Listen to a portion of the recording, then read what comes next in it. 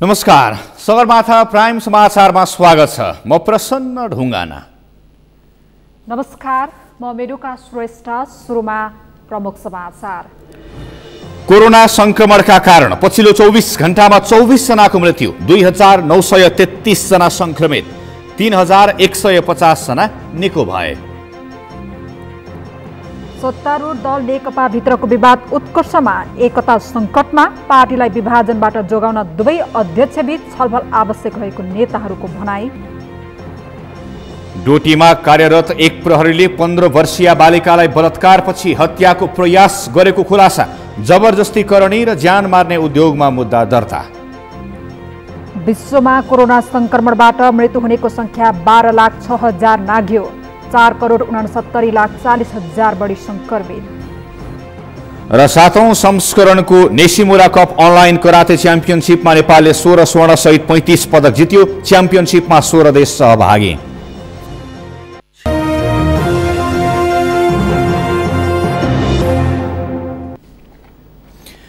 Sagarmatha prime समाचार अब विस्तारमा। नेपालमा एकै दिन 3150 जनाले कोरोना जितेका छन्। अहिलेसम्म कोरोना मुक्त हुनेको संख्या 1,37,000 नाघेको छ। बितेको 24 घण्टामा थप 24 संक्रमितको मृत्यु भएको छ। अहिलेसम्म 984 जनाले कोरोनाकै कारण ज्यान गुमाएका छन्। आज एकै दिन 2900 बढीमा कोरोना संक्रमण पुष्टि भएको छ। एक रिपोर्ट। पछिल्लो 24 घण्टामा नेपालमा कोरोना संक्रमणबाट थप 24 जनाले ज्यान गुमाएका छन्। एकै दिन 24 को मृत्यु भएसँगै नेपालमा कोरोना संक्रमणबाट मृत्यु हुनेको कुल संख्या 984 पुगेको स्वास्थ्य तथा जनसङ्ख्या मन्त्रालयको वेबसाइटमा उल्लेख छ। सोमबार नेपालमा एकै दिन 2933 जनामा कोरोना संक्रमण पुष्टि भएको छ। आइतबार एकै दिन 2824 जनामा कोरोना संक्रमण पुष्टि भएको थियो। सोमबार थपिएका संक्रमित सहित नेपालमा कुल संक्रमितको संख्या 1,76,500 पुगेको छ। सोमबार काठमाडौँ उपत्यकामा मात्र थप 1,622 जनामा कोरोना संक्रमण पुष्टि भएको स्वास्थ्य तथा जनसङ्ख्या मन्त्रालयले जनाएको छ, जसमा काठमाडौँमा 1,362, ललितपुरमा 164 र भक्तपुरमा 96 जना कोरोना संक्रमित थपिएका हुन्। हालसम्म देशभरका प्रयोगशालामा 14,69,812 नमुना परीक्षण गरिएको मन्त्रालयको वेबसाइटमा उल्लेख छ। हालसम्म देशभर सक्रिय संक्रमितको संख्या 37,524 पुगेको छ। त्यसैगरी पछिल्लो 24 घण्टामा 3,150 जना कोरोना मुक्त भएर डिस्चार्ज भएका छन्। यो सँगै नेपालमा हालसम्म कोरोना मुक्त हुनेको संख्या 1,37,992 पुगेको छ। त्यसैगरी स्वास्थ्य मन्त्रालयका अनुसार हालसम्म निको हुने संक्रमितको दर 78.18%, सक्रिय संक्रमित दर 21.26% र मृत्यु 0.56% रहेको छ। नयाँ तथ्याङ्क सार्वजनिक भएसँगै नेपाल कोरोना संक्रमित खराब मुलुकको सूचीमा विश्वभर 33औं स्थानमा कायमै छ। सगरमाथा टेलिभिजनका लागि पुष्कर खतिवडा, काठमाडौँ। विश्वव्यापी महामारीका रूपमा रहेको कोभिड-19 को संक्रमण नेपालमा समेत समुदाय स्तरमा फैलिरहेको छ। चाडबाडसँगै बढेको मानिसको आवत जावतका बीच संक्रमण बढ्ने चिन्ताले अहिले सबैलाई सताएको छ। यसरी नेपालमा समुदाय स्तरमा कोरोनाले महामारीको रूप लिनुमा स्वास्थ्यविदहरू कसको कमजोरी मान्छन् त? पुष्कर खतिवडाको रिपोर्ट। पछिल्ला तथ्याङ्क अनुसार नेपालमा समुदाय स्तरमा कोरोना संक्रमणको महामारी डरलाग्दो रूपमा फैलिरहेको छ। देशको जोखिमपूर्ण यो अवस्थामा सरकार संक्रमितको उपचार गर्ने, परीक्षणको दायरा बढाउने, अस्पतालमा बेड थप्ने भन्दा पनि नागरिकमा कोरोना फैलाएको आरोप लगाउँदै लकडाउन गर्ने धम्की दिने र उपचार खर्च नागरिकमा लाद्दै आइरहेको छ। सरकार अझै नेपालमा कोरोनाको स्थितिबारे बेखबर छन्। नेपालमा समुदायमा फैलँदो संक्रमणको अवस्थालाई स्वास्थ्य विशेषज्ञहरू कोरोनाको पहिलो वेभ मान्दछन्। नेपालको यो अवस्था युरोपियन मुलुक झैँ दोस्रो वेभ नभएको र दोस्रो वेभ आउनु पनि एक प्रकारले राम्रो हुने उनीहरूको तर्क छ। तथापि कोरोना नेपालका लागि सेकेन्ड वेभ नभए पनि यो अवस्था भने भयानक रहेको उनीहरू बताउँछन्। हामी चाहिँ कुन वेभमा छौँ भन्न त हामी त अब पहिलो वेभमै छौँ हैन, र हामीलाई दोस्रो वेभमा जाने लग्जरी भइरहेको त राम्रो हुन्थ्यो। दोस्रो वेभमा जानु भनेको त के भने कम्तीमा पहिलो वेभ त सकिनु हो। पहिलो वेभ चाहिँ हामी सबै कन्ट्रोल गरेर नयाँ संक्रमितहरू चाहिँ एकदमै कम बनाउने, हाम्रो देशमा चाहिँ संक्रमणको चेन चाहिँ सबैतिर ब्रेक हुने हैन, त्यो अवस्थामा पुगेपछि न दोस्रो वेभको सम्भावना गुन्जाइस हुन्छ भनेपछि हामी त पहिलो वेभमै छौँ र हामी पहिलो वेभमै अब यो महिनौसम्म गइरहन्छौँ जस्तो लाग्छ। यसरी कोरोनाको पहिलो वेभमा रहेको नेपाल महिनौसम्म यो अवस्थामा गइरहने तर कोरोना नियन्त्रणमा नमजाले चुकेको सरकार अझै लापरवाह बनेको स्वास्थ्य विज्ञहरू बताउँछन्। उनीहरूका अनुसार सरकारले 2 जना संक्रमित हुने बित्तिकै गरेको लकडाउनकै बेला परीक्षणको दायरा बढाउनु पर्ने, परीक्षण सस्तो बनाउनु पर्ने, क्वारेन्टिन र आइसोलेसनको उचित व्यवस्था गर्नुपर्ने र कन्ट्र्याक्ट ट्रेसिङको संयन्त्र बनाएर देशमा यो स्तरको महामारी आउन नदिन सरकारले भूमिका नखेलेको आरोप छ। अब हामीले 2टा केस मात्रै देख्ने बित्तिकै लकडाउन गऱ्यौँ हैन। अब त्यो बेला त हाम्रो समुदायमा फैलेकै थिएन, त्यो बेला त बाहिरबाट आउने मान्छेहरूमा न थियो अलिअलि। अब भित्रभित्रै केही केसहरू भित्र आएको भए तिनीहरू चाहिँ एकदमै थोरै थिए हैन। अब हामीले ठिक छ लकडाउन गरेर ल अरू कामहरू पनि गरेको भए टेस्टिङ क्यापासिटी चाहिँ साँच्चै इफेक्टिभली जहाँ ठाउँ ठाउँमा पुर्याउने, मान्छेहरूलाई सस्तोमा टेस्टहरू उपलब्ध गराइदिने हैन, त्यस्ता कुराहरूको व्यवस्थापन गरे भए, सबैतिर क्वारेन्टिन आइसोलेसनको राम्रो व्यवस्थापन गरे भए। र मुख्य कुरा चाहिँ हाम्रो अहिलेसम्म पटक्कै नभएको चाहिँ कन्ट्याक्ट ट्रेसिङ हैन। कन्ट्याक्ट ट्रेसिङको एउटा राम्रो संयन्त्र बनाएर हैन जनशक्तिहरूलाई तालिम दिएर त्यो तयार गरेको भए हैन, त्यो 1 महिनै लकडाउन गरेर त्यो सब गर्न थालेको भए अहिले यो महामारी यसरी आउँदै आउने थियो देशमा। हो, पहिलो चरणको लकडाउन गरेकै बेला सरकारले गर्नुपर्ने प्रशस्त कामहरू गर्न सकेन, जसका कारण नेपालमा समुदाय स्तरमा यो महामारी फैलन पुग्यो। डाक्टर सुवेदी मात्र होइन, जनस्वास्थ्यविद डाक्टर समीरमणि दीक्षित समेत अहिलेको अवस्थामा कोरोना संक्रमित र जोखिम समूहबाट समुदायलाई बचाउन सरकारको कार्य चित्तबुद्ध नभएको बताउँछन्। राज्यले अब चाहिँ नि आफूले जुन नियम नयाँ मापदण्ड जुन लगाएको छ त्यो तुरुन्तै रोक्नु पर्यो। हर कोही जसलाई संक्रमणको शङ्का छ उनीहरूले परीक्षण गर्न पाउनु पर्यो निःशुल्क। निजीले त गराइरहेको छ, तर निजीमा पैसा लाग्छ। पैसा तिर्न नसक्ने मान्छे अथवा कम आय भएका व्यक्तिहरूले पनि आफूले चाह्यो भने रुगाखोकी हो कि कोरोना हो कि हेर्न मात्र पनि उहाँले परीक्षण गर्न निःशुल्क पाउनुपर्छ। त्यो राज्यले गर्नुपर्छ। र टोलमा पिसिआर सकिन भने ऱ्यापिड एन्टिजेन भरपर्दो ऱ्यापिड एन्टिजेन लिएर गएर पनि संक्रमितलाई परीक्षण गरेर संक्रमितलाई पहिचान गरेर जोखिम समूहबाट बचाउने काम गर्नुपर्छ। हुन त सरकारले तोकेको स्वास्थ्य मापदण्ड उल्लङ्घन गर्ने क्रम नागरिकबाटै बढेको छ, तर चाडबाडका बेला नागरिक समूहमा रमाउने गर्दछन्। यो परिस्थिति मूल्याङ्कन गरेर सरकारले कोरोना संक्रमण नियन्त्रणमा आडिलो विकल्प खोज्न आवश्यक छ। त्यसैले अझै समय छँदै यसबारे सोच्ने कि। सगरमाथा टेलिभिजनका लागि पुष्कर खतिवडा, काठमाडौँ। पाँचथरका स्थानीय तहले कोभिड-19 विशेष अस्पताल र आइसोलेसन केन्द्र निर्माण सुरु गरेका छन्। जिल्लामा कोरोना संक्रमित थपिँदै जाँदा यहाँका स्थानीय सरकार समेत संक्रमितको उपचार गर्न सक्ने पूर्वाधारको तयारीमा जुटेका हुन्। 5 थरबाट खविन लुइटेलको रिपोर्ट। संघीय सरकारले प्रत्येक स्थानीय तहलाई 10 लाखका दरले बजेट पठाएपछि 5 थरका स्थानीय सरकारहरू कोरोना अस्पताल निर्माणमा जुटेका छन्। जिल्लाका कुम्मायक, मिक्लाजुङ, तुम्बेवा, फालेलुङ लगायतका गाउँपालिकाले कोभिड अस्पताल सञ्चालनमा ल्याइसकेका छन्। यो अहिले सुरुवातमा यो अस्थायी कोभिड-19 अस्पताल चाहिँ 5 शय्याको हो र यस कुम्मायक गाउँपालिकामा आगामी दिनमा 15 शय्याको अस्पताल चाहिँ सञ्चालन हुने र यो सुरुवातमा चाहिँ यो 5 शय्याको अस्पताल सञ्चालन हुन गइरहेको हो। यता 2 जनाको बेड व्यवस्था गरेका छौँ र पुरुषका निम्ति यता चाहिँ अर्को रुममा 3 जनाको चाहिँ बेड हामीले सुरुवात गरेका छौँ र हाम्रो अर्को कोठामा चाहिँ नर्सहरूको चाहिँ रुमहरू छ त्यहाँ चाहिँ र त्यसरी नै हामीले चाहिँ अब आउने दिनमा चाहिँ अब डाक्टर साहब आउनुभयो भने त्यसको लागि आवासको व्यवस्था पनि गरेका छौँ। प्रत्येक स्थानीय तहमा निर्माण भइरहेका र सञ्चालनमा आएका यस्ता अस्पतालमा 5 शय्या रहेको छ। प्राथमिक उपचारका सामग्रीहरू आइपुगेकाले कोरोना संक्रमितको उपचारका लागि तयार भएको गाउँपालिकाका स्वास्थ्य कर्मीको भनाइ छ। हामीले स्वास्थ्यकर्मीले एकदमै कोरोना संक्रमित आयो भने उहाँहरूलाई हामी आइसोलेसन राख्न सक्छौँ। त्यसका लागि बेड तयारी छ र अब हाम्रो उहाँहरूलाई आवश्यक पर्ने कोरोनाका संक्रमित लक्षणहरू आवश्यक पर्ने मध्यनजर हामीले अक्सिजेनेटर हामीले खरिदिसकेका छौँ। त्यसबाट हामी उहाँहरूलाई उपचार गर्न सक्छौँ। अरू सामग्रीहरू हामी एकदमै जोड्न सक्छौँ। कतिपय स्थानीय तहले भने अस्पताल बनाए पनि चिकित्सक नपाएको गुनासो गरेका छन्। भर्खरै बनेका कोभिड अस्पतालमा कार्यालय सहयोगी र स्टाफ नर्स भेटिए पनि डाक्टर नपाउँदा समस्या भएको छ। तुम्बेवा गाउँपालिकामा समेत हालसम्म डाक्टर नपाइएको प्रमुख प्रशासकीय अधिकृत दिपेन्द्र दाहालको गुनासो छ। फालेलुङले प्राङबुङमा रहेको स्वास्थ्य चौकीमा, मिक्लाजुङले प्राथमिक स्वास्थ्य केन्द्र रविमा, तुम्बेवाले आयुर्वेद भवन मौवामा, फिदिमेले शिक्षा स्रोत केन्द्रको भवनमा, हिलेहाङले प्राथमिक स्वास्थ्य केन्द्र गोपेटारमा, याङवर्कले थर्पुमा अस्पताल सञ्चालनमा ल्याएका छन्। फाल्गु नन्दले भने रेडक्रसको भवन राखेमा कोभिड अस्पताल सञ्चालनको तयारी गरिरहेको छ। सरकारले 3 महिनासम्मका लागि भनेर पठाएको 10 लाख रकमबाट अस्पताल निर्माण भइरहेका हुन्। सगरमाथा टेलिभिजनका लागि 5 थरबाट खबिन लोइटेलको रिपोर्ट। काठमाडौँ महानगरपालिकाले कान्ति बाल अस्पताललाई 1 थान PCR मेसिन हस्तान्तरण गरेको छ।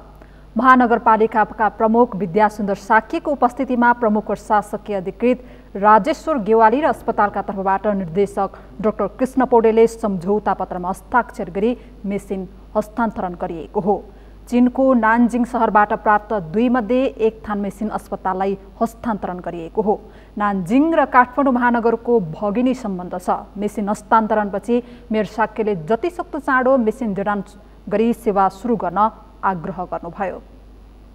काम गर्ने त्यही अर्थमा काठमाडौँ महानगरपालिकाले विभिन्न स्वास्थ्य क्षेत्रमा पनि हामीले सहकारी गर्ने क्रममा आज PCR मेसिन कान्ति बाल अस्पतालले सम्झौता गर्न गइरहेका छौँ। अहिलेसम्म डाक्टर साहबको कुरा सुन्दाअनुसार PCR गराउनको लागि टेको पठाउनु पर्नेमा भोलि त्यहीँबाट सहज रूपमा सुलभ रूपमा सेवा उपलब्ध गराउन सक्ने र जुन हामीले सम्झौता उल्लेख गरेका छौँ आवश्यकता अनुसार सबै गर्ने गरिकन हामीले सम्झौता गरेका छौँ। यो मिसन प्रारम्भिक चरण मात्र हो। आवश्यक पर्दाखेरि त्यस्तो कुनै समस्या पर्यो भने अन्य विभिन्न क्षेत्रमा पनि हामी सहकारी गर्न सक्छौँ। काठमाडौँ महानगरपालिकाको त्यो हाम्रो दायित्वभित्र नै पर्छ।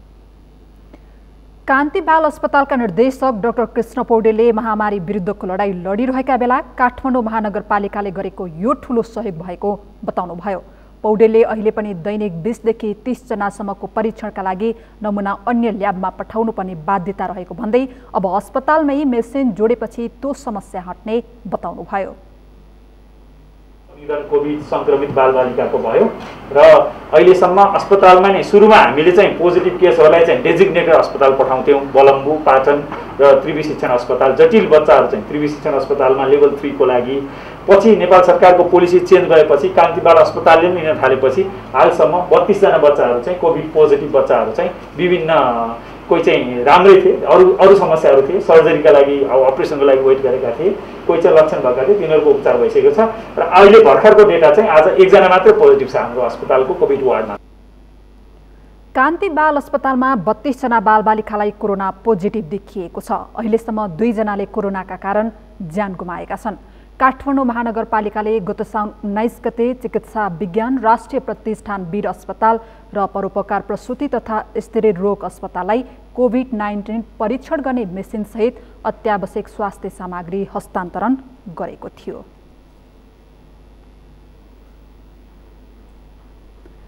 सत्तारूढ दल नेकपा भित्रको विवाद तीव्र उत्कर्षमा पुगेको छ।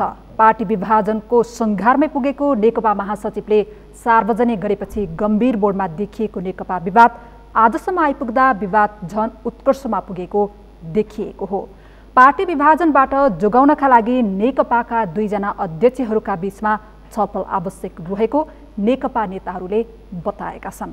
अमृतराज काफ्लेको रिपोर्ट। कर्णाली प्रदेशबाट सुरु भएको नेकपा विवाद सोमबारसम्म आइपुग्दा उत्कर्षमा पुगेको देखिएको छ।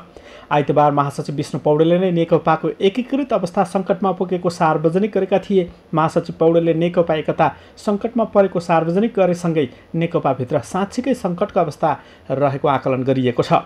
विवादको श्रृङ्खला बढ्दै गएपछि नेकपा अध्यक्ष प्रचण्डले आफू निकटका नेताहरूसँग आइतबार छलफल गरेका थिए।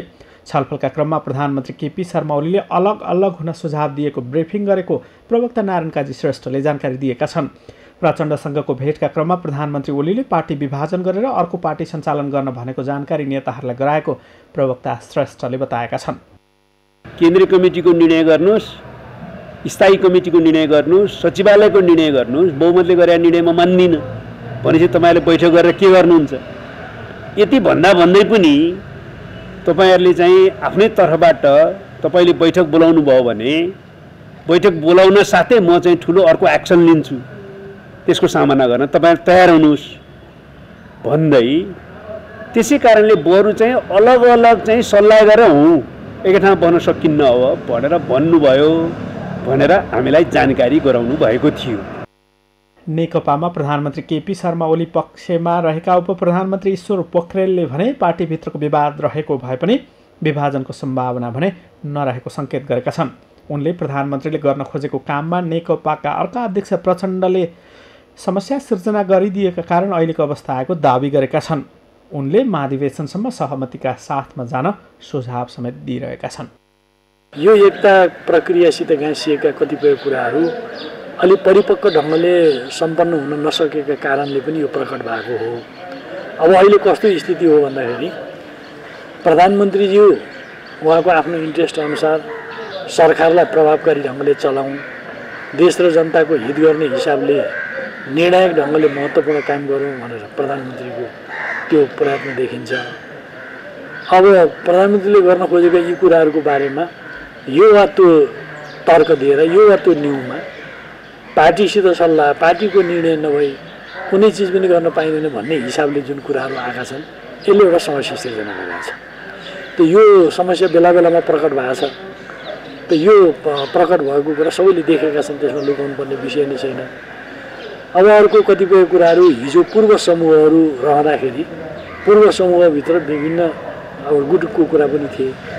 त्यो पूर्व समूहसित सम्बद्ध गुटका कतिपय चिन्तन प्रवृत्ति पात्रहरू एजिटिजै भइरहेको बेलामा तीभित्र चाहिँ खेलाउने कुरा हो भनेदेखि त समस्या झन् सङ्ग्रालिन्छ। नेकपाभित्र गत चैतदेखि विवाद चलिरहेको छ। विवादका कारण नेकपा एकता नै सङ्कटमा परेको निष्कर्ष नेकपाको स्थायी कमिटीले समेत गरिसकेको थियो। तर पछिल्लो समय कार्य विभाजन लगायतका विषयमा नेकपाभित्र सहमति भएपछि तत्कालका लागि नेकपाभित्रको विवाद मत्थर भएको देखिन्थ्यो। तर अहिले भने पार्टी फेरि विभाजनको सङ्घारमा पुगेको देखिएको हो। सगरमाथा टेलिभिजनका लागि क्यामेरामा सुरेन्द्र राउतका साथमा अमृत राज काफले, काठमाडौँ। विभिन्न देशका लागि प्रस्तावित 3 जना राजदूतको संसदीय सुनवाई कार्तिक 27 गते हुने भएको छ। प्रस्तावित राजदूतहरू विरुद्ध उजुरीकर्ताहरू सम्पर्कमा नआएपछि 27 गतेका लागि सुनवाई तोकिएको हो। अमेरिकाका लागि डाक्टर युवराज खतिवडा, बेलायतका लागि लोकदर्शन रेग्मी र दक्षिण अफ्रिकाका लागि निर्मल कुमार विश्वकर्मालाई राजदूतमा सिफारिस गरिएकोमा सुनवाई हुन बाँकी छ।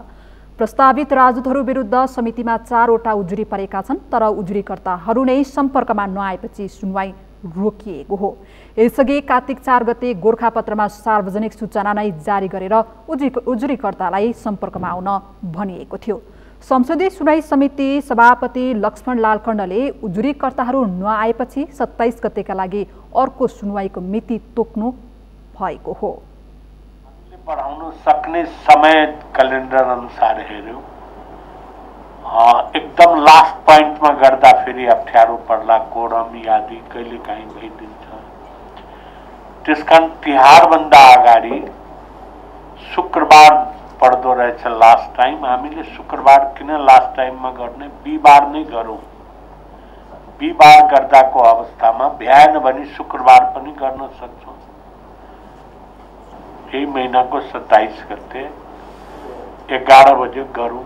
उहाँहरूलाई पनि बोलाउने भनौँ, उहाँहरूलाई पनि सुनवाईको बेलामा 3 जनालाई पत्र पनि जारी गरौँ। गत असोज 16 गते मन्त्री परिषदको बैठकले खतिवडालाई अमेरिका, रेग्मीलाई बेलायत र विश्वकर्मालाई दक्षिण अफ्रिकाका लागि नेपाली राजदूत नियुक्त गर्न सिफारिस गर्ने निर्णय गरेको थियो। राजदूतहरूको नियुक्ति सरकारको सिफारिस र संसदीय सुनवाई समितिको अनुमोदनपछि राष्ट्रपतिबाट हुने संवैधानिक व्यवस्था छ। नेपाली कांग्रेसको पदाधिकारी बैठकमा आगामी महाधिवेशन, पार्टीभित्र देखिएको आन्तरिक विवाद र कोरोना महामारी नियन्त्रणमा सरकारका काम कारबाहीका विषयमा छलफल भएको छ।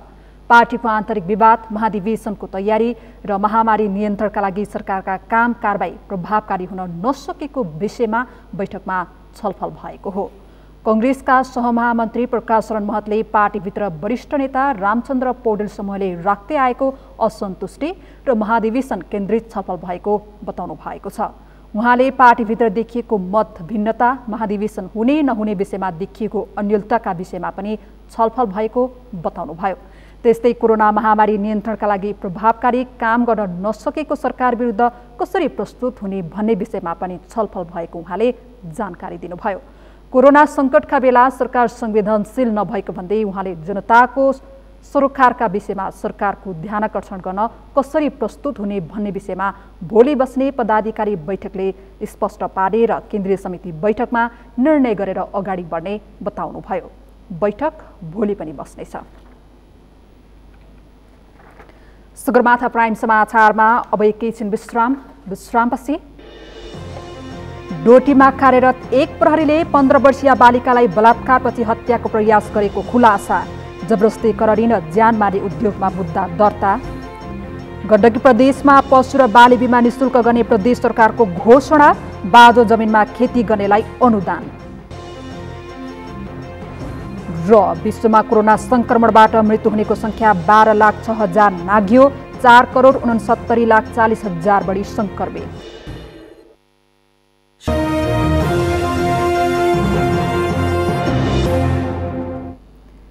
विश्रामपछि सगरमाथा प्राइम समाचारमा स्वागत छ। अब बाँकी समाचार। भारतीय स्थल सेनाध्यक्ष जनरल मनोज मुकुन्द नरवणेको भ्रमण परम्पराको निरन्तरता भएको नेपाली सेनाले जनाएको छ। नेपाली सेनाका प्रवक्ता सन्तोष बल्लभ पौडेलले भ्रमण मुख्य रूपमा परम्पराको निरन्तरता नै भएको र यसले दुई देशका सेना बीचको सम्बन्धलाई थप सुदृढीकरण गर्ने बताउनुभयो। भारतीय स्थल सेनाध्यक्ष जनरल मनोज मुकुन्द नरवणे आगामी बुधबारदेखि नेपाल भ्रमणमा आउँदै हुनुहुन्छ।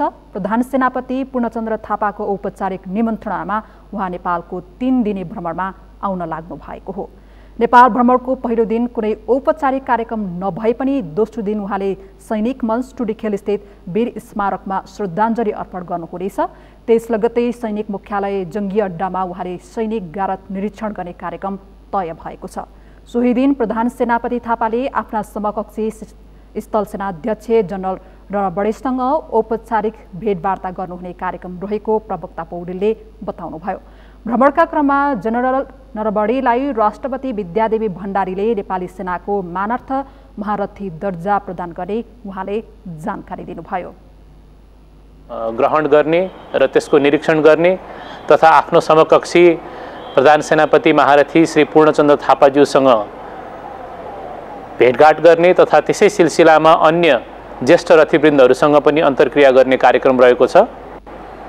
यही कार्यक्रमको सिलसिलामा पहिले 13औं bilateral consultative groups meeting on security इस्युजमा सहमति भएअनुसार केही स्वास्थ्य सम्बन्धी सामग्रीहरू हस्तान्तरण गर्ने पनि कार्यक्रम रहेको छ भने उहाँले सोही दिन शीतल निवासमा आयोजित कार्यक्रममा सम्माननीय राष्ट्रपतिज्यूबाट नेपाली सेनाको महारथी दर्जाको दर्जानी चिन्ह पनि प्रदान गर्नुहुने कार्यक्रम रहेको छ। नेपाली सेना र भारतीय सेना बीच एक अर्का देशको सैनिक प्रमुखलाई मानार्थ महारथी दर्जा प्रदान गर्ने परम्परा रहिआएको छ। भ्रमणको तेस्रो दिन उहाँ शिवपुरी स्थित आर्मी कमान्ड एड स्टाफ कलेजमा आयोजना हुने शिक्षार्थीसँगको अन्तर्क्रियामा सहभागी हुने कार्यक्रम रहेको सेनाले जनाएको छ। नेपालको 3 दिने भ्रमण पूरा गरी जनरल नरवणेको नेतृत्वमा रहेको 4 सदस्यीय भारतीय सेनाको टोली शुक्रबार स्वदेश फर्कने तय भएको छ।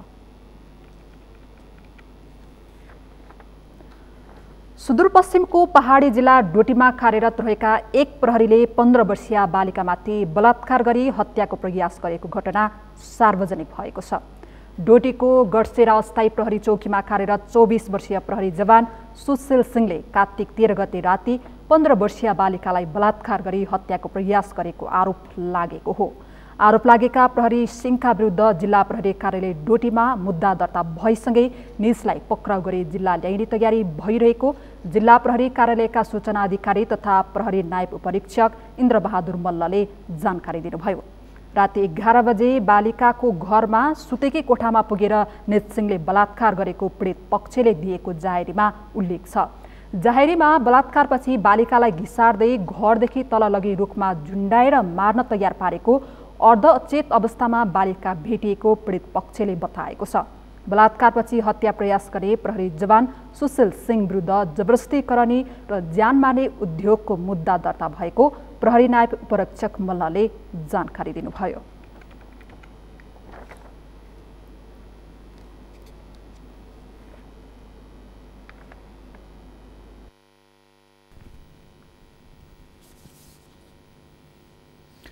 गण्डकी प्रदेशका 11 जिल्लाका कृषकले पशु र बालीको बिमा निशुल्क गर्न पाउने भएका छन्। प्रदेश सरकारको कार्यक्रम अनुसार बाँझो जमिनमा खेती गर्ने कृषकले अनुदान समेत पाउने भएका छन्। म्याग्दीबाट सन्तोष गौतमको रिपोर्ट। गण्डकी प्रदेशमा चालु आर्थिक वर्षदेखि कृषि र बाली बिमा निशुल्क भएको छ। यसअघि प्रदेश सरकारले बाँझो जमिनमा खेती गर्नेलाई अनुदान दिने पनि घोषणा गरेको छ। बिमा गर्दा कृषकले तिर्दै आएको प्रिमियम शुल्कको 25% रकम तिर्न बजेटको व्यवस्था गरेको गण्डकी प्रदेश भूमि व्यवस्था कृषि तथा सहकारी मन्त्रालयले कम्तीमा 3 वर्षदेखि बाँझो जमिनमा खेती गर्ने कृषकलाई प्रति रोपनी 3000 अनुदान दिने कार्यक्रम ल्याएको हो। संघीय सरकारले कृषि बिमाको प्रिमियम शुल्कमा 75% अनुदान दिँदै आएको छ। म्याग्दी र मुस्ताङ जिल्ला कार्यक्षेत्र भएका बेनी स्थित भेटेनरी अस्पताल तथा पशु सेवा विज्ञ केन्द्र र कृषि ज्ञान केन्द्रमा कृषि बिमाका लागि यस वर्ष 49 लाख रुपैयाँ बजेट आएको छ। कृषि ज्ञान केन्द्रलाई बाँझो जमिनमा खेती गर्नेका लागि अनुदान दिन थप 24 लाख रुपैयाँ बजेट प्रदेशले पठाएको छ। पछि चाहिँ अब हामीले हेरियो हेर्दाखेरि चाहिँ बाँझो हुन पर्यो। अब त्यो त्यसबाट हेर्दा बाँझो थियो, पछि गएर कार्यक्रम छनौट गरेपछि जाँदा उहाँले तरकारी फलफुल के लगाउने धान रोपनी गरेर भने उहाँले चाहिँ के भयो भन्दा अब 3000 रुपियाँ चाहिँ प्रति रोपनी बाँझो जमिनलाई खेतीयोग्य बनाए बाबतले पाउनुभयो। पछिल्लो समय सडक यातायात र बजार विस्तार भएसँगै म्याग्दीका कृषकहरू व्यावसायिक तरकारी फलफुल खेती तथा मौरी गाई भैँसी भेडा बाख्रा कुखुरा सहितका पशुपक्षी पालनतर्फ आकर्षित भएका छन्। कृषकहरूले धान मकै गहुँ कोदो लगायत खाद्य बालीको विकल्पमा सुन्तला कागती केरा किवी एभोकाडो जस्ता फलफुल खेती गरेका छन्। कम लागतमा छिटो प्रतिफल लिन सकिने र बजारको सुविधा भएपछि कृषकहरू फलफुल एवं तरकारी खेतीतर्फ आकर्षित भएका हुन्। कागतीको माग त अब बेनी बजारै हो, यहाँ लगाएर हामी भएको छैन। ठिकै छ, राम्रो छ भन्नु पर्यो अहिलेसम्म। कसरी बिक्री हुन्छ? मैले अहिले बजारमा 150 रुपियाँको चाहिँ सरदरमा चाहिँ पर केजी।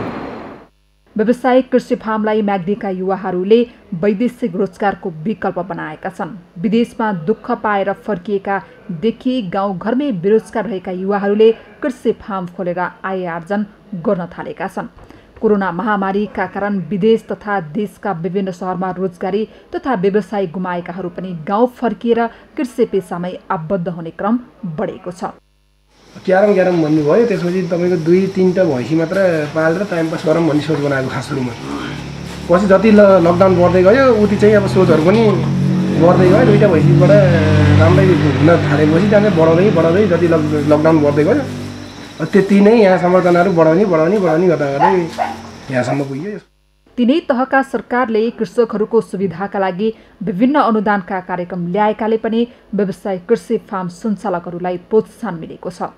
स्थानीय स्तरमा कृषि र पशुजन्य उत्पादन वृद्धि भएपछि आयात घट्न थालेको व्यवसायीले बताएका छन्। यद्यपि कृषि उपजको उचित मूल्य नपाउने समस्या हटाउन र बजारमा बिचौलियाको प्रभाव घटाउन भने संस्थागत रूपमै काम हुनुपर्ने देखिएको छ। सगरमाथा टेलिभिजनका लागि म्याग्दीबाट सन्तोष गौतमको रिपोर्ट। प्रशस्त मात्रामा तरकारी उत्पादन हुँदै आए पनि नेपाली तरकारीले भने जस्तो बजार पाउन सकेको छैन। आन्तरिक बजार नमिल्नु तथा भारतीय सीमा नाकाबाट सहज रूपमा तरकारी नेपाल भित्रिँदा नेपाली तरकारीले मूल्य नपाउने अवस्था आएको हो। बाँकेबाट मधु पौडेलको रिपोर्ट। बाँके जिल्लामा करिब 16,000 हेक्टर जमिनमा तरकारी खेती हुँदै आएको छ। कृषकहरूको मेहनत अनुसार तरकारीको उत्पादन राम्रो हुँदै आएको छ, तर उत्पादन अनुसार बजार नहुँदा किसानले लगानी र मेहनत अनुसारको उपलब्धि लिन सकिरहेका छैनन्। भारतसँगको खुल्ला सिमाना र सस्तो मूल्यमा पाउने भारतीय तरकारीका कारण नेपाली कृषकहरू समस्यामा परेका हुन्। भारत सरकारले किसानहरूलाई दिने अनुदानका कारण उनीहरूले धेरै सस्तो मूल्यमा तरकारी बेच्न सक्ने भएकाले नेपाली उत्पादकहरूलाई प्रतिस्पर्धा गर्न समस्या भएको छ। भारतमा सरकारले बिउ, मल, विषादी समेतमा अनुदान दिनुका साथै बाँकी किन्नुपर्ने वस्तुको मूल्य समेत नेपालमा भन्दा धेरै गुणा सस्तो छ। त्यसरी उत्पादित तरकारी निर्बाध रूपमा भित्रदा यहाँ किसानले आवश्यक पर्ने मल, बिउ समेत नपाएर कालो बजारीसँग किन्दा मूल्यमा प्रतिस्पर्धा गर्न सक्ने अवस्था छैन। त्यसैले खुल्ला बजार, खुल्ला सीमा अनि बजारको अव्यवस्थाले किसानहरू समस्यामा परेका छन्। खुला बोर्डरको कारणले गर्दामा हामीलाई सबैभन्दा अप्ठ्यारो परेको छ। हाम्रो उत्पादित वस्तु बजारीकरणको सबैभन्दा ठुलो समस्या छ। अनि खुला बोर्डरले उतातिरबाट चलक्क रात दिन अन्धाधुन्द माल आउँछ अनि हामीले हाम्रो लागतै उठाउनु पनि गाह्रो हुन्छ। विभिन्न समस्याहरू झेलिरहेका किसानहरू सरकारी अनुदानप्रति पनि असन्तुष्ट छन्। सरकारले अनुदान भनेर गरेका सहयोगहरूमा कृषकहरू आफूले रकम लगानी गर्नु परेको भन्दै सरकारबाट अनुदान खर्च धान्ने र आम्दानी राम्रो लिन सकिने प्रकारका हुनुपर्ने भनाइ छ। उनीहरू सरकारले पैसा मात्र दिने नभएर सिप पनि सिकाउनु पर्ने बताउँछन्। सरकारले के यस्तो खर्च नलाग्ने आम्दानी हुने लायकको सिकाउन सक्नु पर्यो। खर्च कम आम्दानी ज्यादा हुने सिकाउनु पर्यो। खर्च ज्यादा आम्दानी कम त हुँदाखेरि किसानले कहाँबाट फाइदा लिन्छ? खर्च मात्रै किसानले गरेर सक्दैन। पछिल्लो समय लकडाउनका कारण केही घाटा बेहोर्नु परे पनि कृषिप्रतिको आकर्षण भने घटेको छैन। कृषि कर्म गर्दै आएका किसानहरूले कोरोना भाइरसले वैदेशिक रोजगारीबाट फर्किएकादेखि स्वदेशमै रोजगारी गुमाएकाहरूलाई पनि कृषि नै स्थायी र स्थिर पेसा बन्न सक्ने र राम्रै लाभ लिन सकिने सुझाव दिन्छन्। वार्षिक चाहिँ अब हाम्रो त्यही हो पोहोर साल चाहिँ 5 लाख जति थियो। पोहोर अलि बढी मात्रामा लगाएको थियौँ, तरकारी उत्पादन बढी थियो। लगभग 15 कट्ठामा थियो पोहोर साल। अहिले चाहिँ घटाएर त्यही यो 5 कट्ठा यतिमा मात्रै छ। अब जुन अब अहिले यो कोरोनाको बेलामा हैन अब वैदेशिक रोजगारमा जानुभएको छ कति युवा युवतीहरू, उहाँ अब दुःख पाउनु भएको छ। जुन उहाँहरू अब आएर आफ्नो देशमा कृषि उत्पादन गरेर अब रोजगारको विकास गर्दा राम्रो छ। यहाँ नेपालमा कृषि उपज मात्र अर्बौंको आयात हुँदै आएको छ। त्यसको प्रतिस्थापनका लागि सरकार नीतिगत रूपमै लाग्न आवश्यक छ भने त्यसो हुन सके कृषि पेसामा लाग्नेका लागि पनि पर्याप्त सम्भावना छ। तर नेपाल सरकारले बनाएका नीति तथा कार्यक्रमहरू प्रचारमा सीमित हुने अनि आफ्नै प्रयासमा उत्पादन गर्नेहरू पनि भारतीय उत्पादनले गर्दा कृषि क्षेत्रलाई थप धराशयी बनाइरहेको छ। यसतर्फ सङ्घीय सरकारको ध्यान पुग्न आवश्यक छ। सगरमाथा टेलिभिजनका लागि बाँकेबाट मधु पौडेलको रिपोर्ट। कोरोनाले शिथिल पारेको पोखराको पर्यटन व्यवसायमा चाडपर्वको माहौलसँगै केही आशा पलाएको छ। खुल्ला हिम श्रृङ्खला र मनोरम दृश्यको स्वादपानका लागि चाडपर्व मनाउन पोखरा र पोखरा आसपास आएका आन्तरिक पर्यटकहरूको माछापुच्छ्रे गाउँपालिकाको धम्पुसमा चहल पहल बढेपछि निराश भएका स्थानीयमा आशा पलाएको हो। कास्कीबाट तुलसीराम सुवेदीको रिपोर्ट। चीनमा देखिएर विश्वभर फैलिएको कोरोनाको संक्रमण नेपालमा पनि देखिएपछि गत चैत 11 गतेदेखि 4 महिना लामो लकडाउन भयो। त्यही समयदेखि शून्य भएको पोखराको पर्यटन क्षेत्र केही दिनदेखि फेरि सुरु भएको छ। हामी यही नजिक पोखराबाट आएको, तर दसैँको बिदाको समयलाई छुट्टीको समयलाई सदुपयोग गर्दै एक दिनको भए पनि धम्पुसमा आन्तरिक पर्यटनको प्रबन्धन गर्नको लागि यसो रमाइलो ठाउँ हेरौँ भनेर हामी आएको। कहिले नआएको ठाउँ यसो कस्तो छ भनेर आएको, तर त्यो ठाउँ रमाइलो लाग्यो। अलिक बाटो अलिक अप्ठ्यारो हो, तर ठाउँ चाहिँ रमाइलो। अझै यो लालीमा फुलेर झन् राम्रो हुन्थ्यो होला, यति बेला पनि राम्रो लाग्यो। खुलेको हिमाल र पोखराको सुन्दर दृश्यावलोकनका लागि पोखराबाट नजिकका गाउँ धम्पुस, घान्द्रुक, पुम्थी भुन्दी, कालिका स्थान, बेगनास, रूपाकोट, मठीखान, निर्मल पोखरी, काहुँडाँडा लगायतका स्थानमा आन्तरिक पर्यटकको चहल पहल सुरु भएको हो। सधैँजसो बाह्य पर्यटकले भरिभराउ हुने धम्पुसमा यति बेला आन्तरिक पर्यटकहरू पुग्ने गरेका छन्। यो धम्पुस मेरो थर्ड टाइम हो। जतिखेर आउँदा पनि मलाई यो ठाउँ आइरहनु मन लाग्छ किनकि यो प्रकृति भनेको एकदम रमाइलो ठाउँ जस्तो लाग्यो। यहाँ हेर्नुहोस् अब हिमालहरू देखिएछ, 2टा हिमाल देखिएछ। यो सायद अब कसैलाई थाहा छैन, यहाँबाट माथिबाट हेर्दा फेवा ताल पनि देखिएछ, राम्रो छ। प्लिज सबैजना अब यसो नेपाललाई पनि माया गरेर यसो आइदिनु होला। पर्यटकको आकर्षक बन्दै आएको धम्पुस र धम्पुसमा रहेको भेउ टावरबाट पोखरा, फेवाताल, हेम्जा, सारङकोट, कास्कीकोट, नागडाँडा, पञ्चासे लगायतका स्थानसँगै अन्नपूर्ण, माछापुच्छ्रे र धौलागिरी हिम श्रृङ्खलाको मनोरम दृश्यको अवलोकन गर्न सकिन्छ। यसका साथै स्थानीय रहनसहनका कारण पनि धम्पुस गाउँ आन्तरिक तथा बाह्य पर्यटकको गन्तव्य बन्दै आएको छ। कोरोनाको कहरका कारण यति बेला बाह्य पर्यटकको आगमन भएको छैन। लामो समय पोखरा बाहिर रहेका पोखराकै व्यक्तिहरू समेत घर फर्किएका बेला पारिवारिक घुमफिरका लागि आसपासका स्थानहरूको अवलोकनमा निस्कने गरेका छन्। उनीहरू धम्पुस निकै सुन्दर स्थान रहेकाले आन्तरिक पर्यटकहरूको रोजाइमा पर्ने गरेको धम्पुस पुग्नेहरूको भनाइ छ। एकदमै रमाइलो ठाउँ हो। अब हिमाल पनि देखिन्छ यहाँबाट। त्यही रमाइलो पाइन्छ। माथि आएर सबै टाढा ठाउँमा देखिँदो रहेछ। पोखराबाट उत्तरतर्फ 20-25 किलोमिटर आएपछि हामी एउटा ठाउँमा आइँदो रहेछ। त्यसको नाम हो धम्पुस। धम्पुसमा आउनु होला, राम्रो छ। हिमशिखर हेर्न पाइन्छ, यहाँबाट पोखरा फुल यो हेर्न पाइन्छ। माछापुच्छ्रे, अन्नपूर्ण, धौलागिरी हिमाल हेर्न पाइन्छ। तपाईँको यहाँबाट फेवाताल पनि हेर्न सकियो। टुरिस्टहरूलाई मोस्ट वेलकम। सबै आउनु होला। पञ्चासे डाँडादेखि लेकासी कोट सब यहाँबाट हेर्न मिल्छ। रमणीय स्थान, ठाउँै पिछेका फरक र आकर्षक विशेषता, सांस्कृतिक विविधता सहितका सम्पन्नताकै कारण पोखरालाई पर्यटकीय राजधानी भन्ने गरिएको हो। तर गत वर्ष कोरोना भाइरसको संक्रमण सुरु भएपछि पोखराले पर्यटकलाई स्वागत गर्न पाएको छैन। स्वदेशी र विदेशी दुवै पर्यटक नपुग्दा पर्यटनले नै मुख्य रूपमा धानेको अर्थतन्त्र धराशायी मात्रै बनेको छैन, स्थानीयको आशा समेत धराशायी बनेको छ। यस्तो बेला आन्तरिक पर्यटकको चहल पहल बढ्दा पोखरेली पर्यटन व्यवसायीको भत्किएको आशा उठ्ला कि भन्ने नयाँ आशा पलाएको छ। अहिले चाडबाडहरू सुरु भइरहेको अवस्था चाहिँ छ। अहिले दसैँ लगभग सकिँदै गर्दाखेरि आन्तरिक पर्यटन प्रवर्तनका लागि चाहिँ धम्पुसमा आन्तरिक पर्यटकहरूको लगभग घुइँचो नै देख्ने गरेको छ।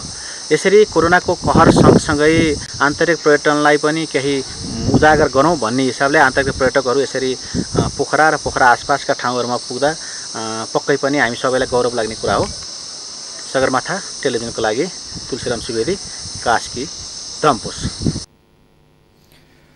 सगरमाथा प्राइम समाचारमा फेरि एकैछिन विश्रामपछि। विश्वमा कोरोना संक्रमणबाट मृत्यु हुनेको संख्या 12,06,000 नाग्यो। 4,69,40,40,000 बढी संक्रमित। र 7औं संस्करणको नेसिमुरा कप अनलाइन कराते च्याम्पियनसिपमा नेपालले 16 स्वर्ण सहित 35 पदक जित्यो।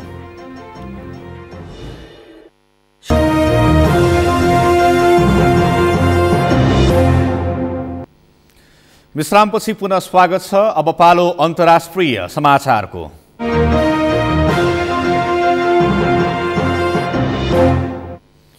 विश्वमा कोरोना संक्रमणका कारण हालसम्म मृत्यु हुनेको संख्या 12,06,000 नाघेको छ। हालसम्म विश्वभरिमा 4,69,40,000 बढीमा कोरोना संक्रमण पुष्टि भएको छ। विश्वमा 1,19,03,000 बढी सक्रिय संक्रमित छन्। 85,500 बढीको स्वास्थ्य अवस्था गम्भीर छ। 1,18,70,000 बढीको स्वास्थ्य अवस्था सामान्य छ। अहिलेसम्म 3,38,31,000 बढी कोरोना संक्रमणबाट निको भएका छन्। सर्वाधिक कोरोना संक्रमण फैलिएको मुलुक अमेरिकामा संक्रमितको संख्या 94,75,000 नाघेको छ। 2,36,500 बढीको मृत्यु भएको छ। भारतमा 82,30,000 बढी संक्रमित छन्। कोरोना संक्रमणका कारण भारतमा 1,22,600 बढीले ज्यान गुमाएका छन्। अब पालो अर्थ समाचारको। अर्थ समाचारका प्रायोजक हो आफ्नो विश्वास हो त्रिशक्ति सिमेन्ट। नेपाल उद्योग वाणिज्य महासंघका वरिष्ठ उपाध्यक्ष शेखर गुल्छाले महासंघभित्र रहेको राजनीतिक क्यान्सरलाई निकाल्नुपर्ने बताउनु भएको छ। महासंघलाई पूर्व अध्यक्षहरूले राजनीति गर्ने थलो बनाएको प्रति इङ्गित गर्दै वरिष्ठ उपाध्यक्ष गुल्छाले अब निर्वाचित व्यक्तिहरूले नै महासंघलाई हाँक्ने बताउनुभयो। महासङ्घको वरिष्ठ उपाध्यक्षका प्रत्याशी किशोर प्रधानले उम्मेदवारी घोषणा गर्न काठमाडौँमा आयोजित एक कार्यक्रमलाई सम्बोधन गर्दै हालका वरिष्ठ उपाध्यक्ष गोल्छाले राजनैतिक क्यान्सरलाई हटाउनै पर्ने बताउनु भएको हो। निकाल्न सक्नुपर्छ र जो निर्वाचित व्यक्तित्वहरू हुनुहुन्छ उनीहरूले नै उद्योग वाणिज्य महासङ्घ हाँक्न सक्नुपर्छ। अरू कोही व्यक्तिको जो निर्वाचित छैन उनीको कुनै चलखेल हामी उद्योग वाणिज्य महासङ्घमा हुन दिँदैनौँ, किनभने यो सबै विकृति हो भनेर मलाई लाग्छ। आफूले राजनीति गर्न नभई काम गर्न आएको समूहलाई रोजेको स्पष्ट पार्दै वरिष्ठ उपाध्यक्ष गोल्छाले निजी क्षेत्रको सेवा गर्न आफूहरू सक्षम हुने समेत बताउनुभयो।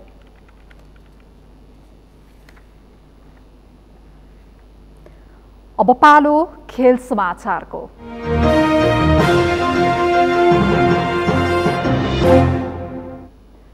सातौं संस्करणको निसिमुरा कप अनलाइन कराते च्याम्पियनसिपमा नेपालले 16 स्वर्णसहित कुल 35 पदक जित्न सफल भएको छ। फिलिपिन्स कराते लिगले आयोजना गरेको भर्चुअल प्रतियोगितामा नेपालले 16 स्वर्ण, 12 रजत र 7 कांस्य पदक प्राप्त गरेको प्रशिक्षक तथा अन्तर्राष्ट्रिय निर्णायक समिति रवि शाहीले जानकारी दिनुभएको छ। नेपालका लागि रविन्द्र मानन्दर, सञ्जु देसार, सुभाष घटन, सुभाष कार्की, मनिष कार्की, सत्कर घरती मगर, अनुबा मग्रान्ती, सुविता गौतम, गरिमा मगर, रोस्मा राई, रिना श्रेष्ठले स्वर्ण पदक जितेका छन्। यस्तै जगतसिंह धनुक, सुनिम मानन्दर, न्यान्सी छेत्री, न्युजमान शाक्य, रुद्राक्ष देवगोटा र नीता आचार्यले रजत पदक जितेका छन्।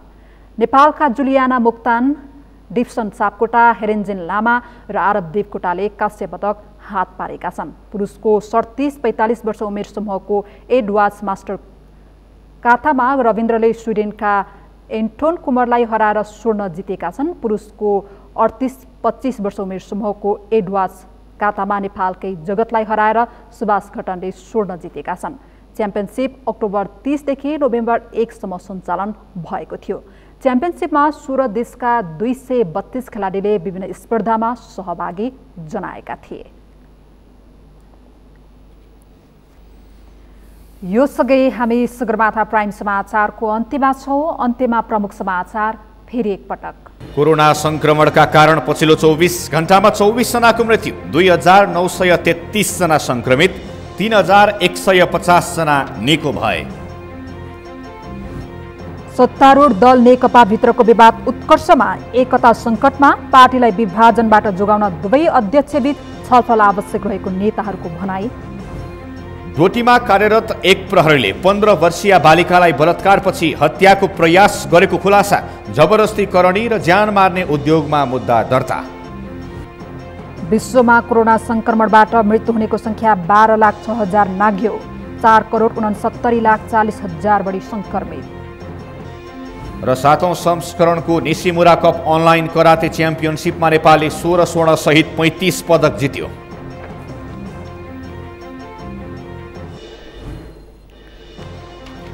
हौस् त सगरमाथा प्राइम समाचार अहिलेलाई सकियो। तपाईँ समाचार बुलेटिनका साथै सगरमाथा टेलिभिजनका सम्पूर्ण कार्यक्रम www.sagarmatha.tv मा पनि पढ्न र हेर्न सक्नुहुनेछ।